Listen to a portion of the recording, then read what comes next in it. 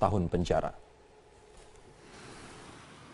SS, pengusaha yang menjadi tersangka pelaku kekerasan seksual terhadap 58 anak di Kediri, telah menjalani sidang tuntutan di Pengadilan Negeri Kota Kediri pada bulan April lalu. SS dituntut hukuman 13 tahun penjara dan denda Rp250 juta subsidi 6 bulan penjara oleh jaksa penuntut umum. Rencananya besok Pengadilan Negeri Kediri akan menyidangkan SS dengan agenda pembacaan vonis. Dengan tim, sudah menyiapkan segala sesuatunya untuk menghadirkan terdakwa, berikut barang bukti untuk pengamanan. Saya sudah bersinergi dengan Pak Kapolres dalam hal ini untuk pengamanan, karena itu wajib biar semuanya menjadi lancar dan aman. Tidak hanya di Pengadilan Kota Kediri, SS juga menjalani sidang di Pengadilan Kabupaten Kediri. SS dituntut hukuman 14 tahun penjara karena telah melakukan kekerasan seksual terhadap 2 orang anak di bawah umur. Sementara itu, jelang persidangan vonis besok, sejumlah anggota aliansi LSM se-Kediri Rabu siang menggelar aksi unjuk rasa di Pengadilan Negeri Kota Kediri. Anggota LSM menuntut hukuman berat kepada pelaku karena jumlah korban yang berjatuhan mencapai puluhan orang. Ini sangat biadab. Kita mengutuk rekan-rekan baik lokal maupun nasional. Bahkan ini akan menjadi barometer tolak ukur. Kalau bisa hukum kebiri nanti akan diterapkan pertama kali di Kediri untuk kasusnya Sony Sandra. Karena korbannya sangat luar biasa, dampak psikologi terhadap anak-anak juga luar biasa. Masyarakat Kediri juga berharap kepada penegak hukum agar tidak mudah diintervensi karena melihat kondisi finansial yang kuat dari pelaku. Dari Kediri, Jawa Timur, Metro TV. Pemirsa, setiap korban kekerasan seksual pastinya menginginkan hukuman mati bagi sang pelaku. Begitu juga dengan salah seorang korban pemerkosaan asal Kediri, AK. AK menjadi korban kebiadaban pelaku pemerkosaan SS yang akan menghadapi vonisnya Kamis besok. Berikut penuturan AK tentang kasus yang dialaminya. Jadi adik ada yang ingin adik ceritakan mungkin dari kejadian yang waktu itu adik alami? Saya diajak teman, kan rumahnya di Bandar, saya diajak teman namanya Inggit, diajak terus dijemput naik mobil sama Koko, terus perjalanan dikasih pil 1, terus perjalanan tengah dikasih pil lagi, terus tak buang pilnya dikasih lagi, terus udah sampai ke hotel Bukit Daun dikasih pil lagi, jadi 3 kali. Terus sama suruh duduk, suruh minum lagi, agak kepusingan, terus suruh telanjang sama Koko, suruh lihat video, udah telanjang terus diantar pulang lagi ke rumahnya temen, udah dikasih uang 500, udah selesai terus diantar pulang lagi. Akhirnya kemudian ada yang tahu tentang kejadian itu, apakah Ade sendiri yang melapor atau mengadu atau ada yang memberitahu? Bagaimana akhirnya?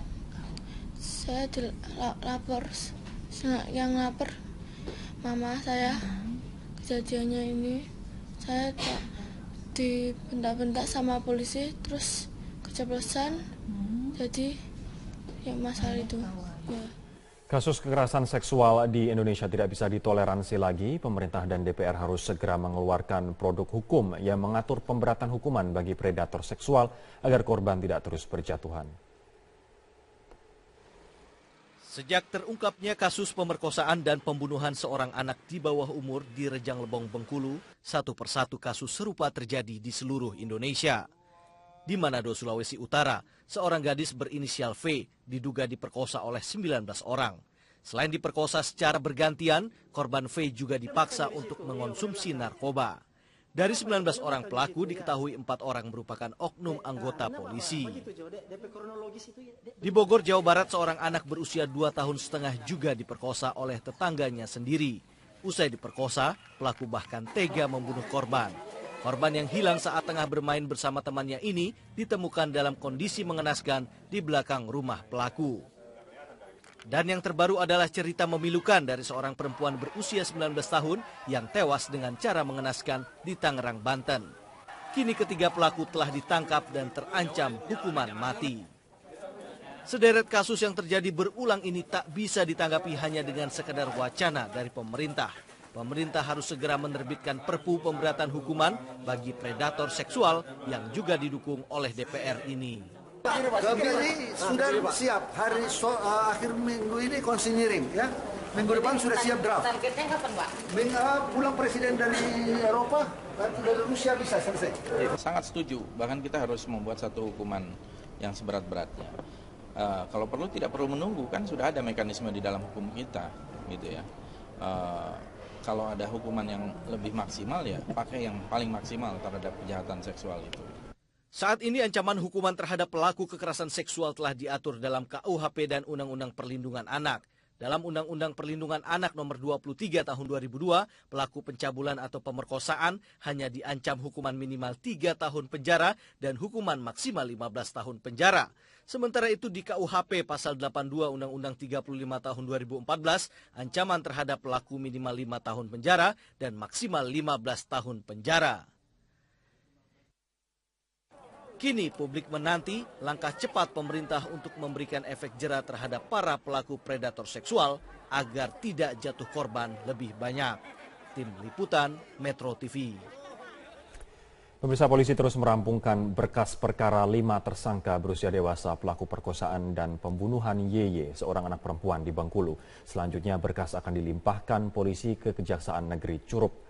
5 dari 14 tersangka yang berkasnya dirampungkan yaitu ZA 22 tahun, TO 18 tahun, SU 19 tahun, MA 18 tahun, dan FA 19 tahun.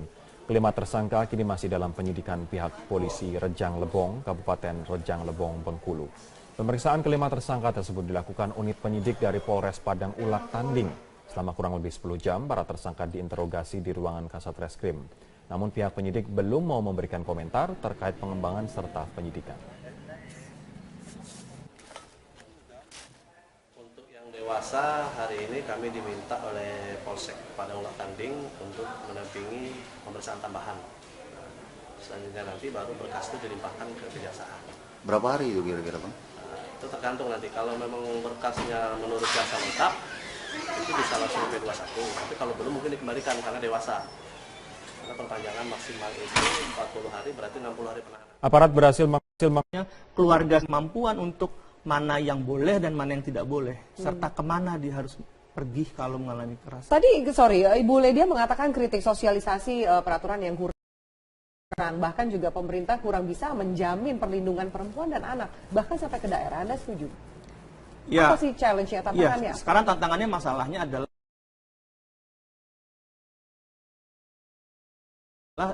tidak bisa satu kebanyakan orang tua, tapi juga termasuk guru. Bahkan masyarakat. Jadi kan harus kita semua.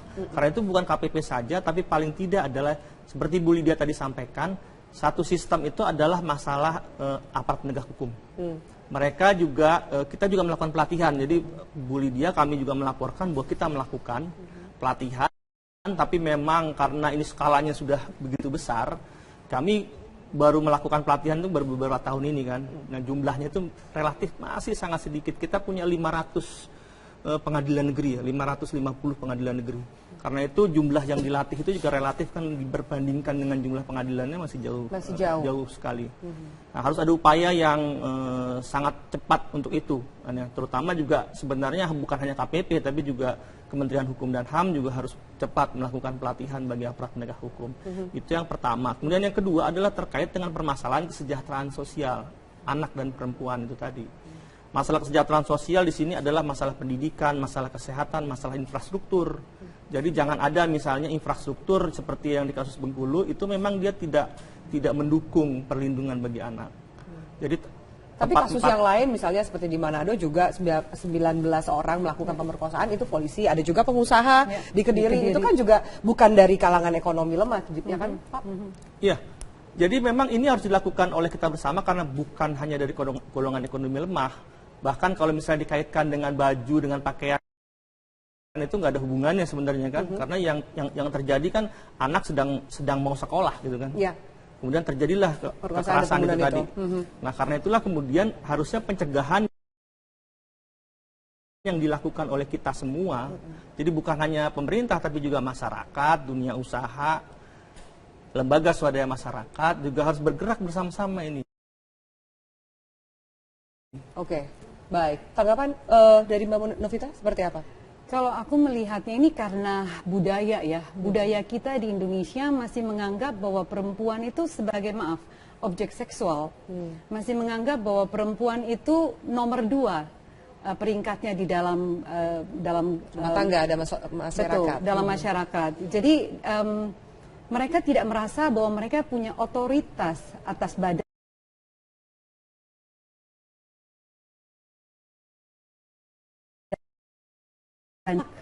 Atas badan dan punya hak untuk merasa aman. Nah kalau kita lihat aja dengan mudah anak-anak ABG kalau lewat sweet-sweetan itu kan sudah pelecehan seksual.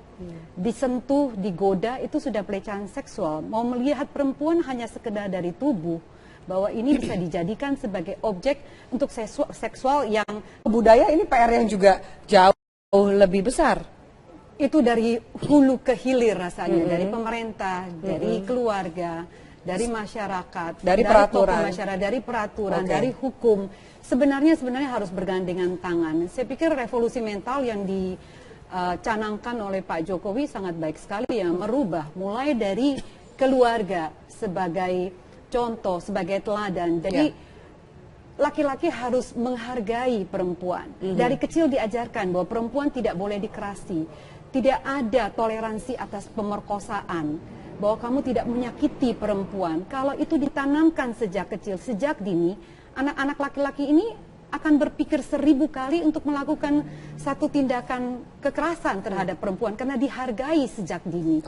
Tapi kalau ayahnya sendiri melakukan kekerasan itu, bagaimana bisa mereka memberikan satu contoh atau role model buat anak-anak? Baik, ini pekerjaan untuk bagaimana kita mencegah kekerasan seksual panjang sekali, Ibu Ledia. Bagaimana Anda melihat apa yang bisa diperjuangkan oleh Komisi 8 ini, Ibu?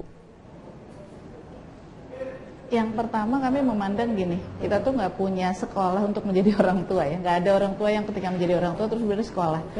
Jadi memang perlu ada pembekalan, pemahaman. Tadi Mbak Novita katakan bahwa ini mulainya dari keluarga, jadi memang harus dimulai dari pemahamannya. Nah ini harus dibentuk mulai mereka kecil. Terus kalau misalnya udah terlambat kayak sekarang gimana? Nggak ada kata terlambat untuk belajar memperbaiki.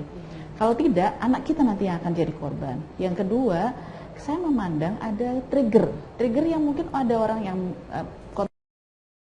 kontroversi mengakui atau tidak, tapi bagi saya ini merupakan trigger. Satu adalah peredaran minuman beralkohol, penggunaan miras, kemudian juga narkoba dan juga pornografi. Ini 3 hal yang sebenarnya undang-undangnya udah ada. 2 udah ada undang-undangnya, tapi kemudian tidak diimplementasi. Jadi sekali lagi implementasi undang-undang itu menjadi satu hal yang penting. Kalau tidak, anak kita dijaga di rumah ya. Mbak Novita tadi udah menyampaikan, udah diajari dan sebagainya. Tapi ada ancaman di luar. Ancaman di luar itu yang tidak bisa dikontrol sama sekali oleh keluarga. Artinya pemerintah yang harus memberikan perlindungan dengan mengimplementasi semua undang-undang yang ada. Bagaimana meminimalisir yang berkaitan dengan pornografi, narkoba, dan minuman bekas. Ini suatu hal yang penting juga. Jadi selain mengubah mindset, juga harus menjaga dari problematika-problematika yang mungkin jadi trigger dari persoalan-persoalan ini. Oke, baik. Kita jeda sejenak langsung. Lalu apa yang bisa dilakukan sambil menunggu di semua proses secara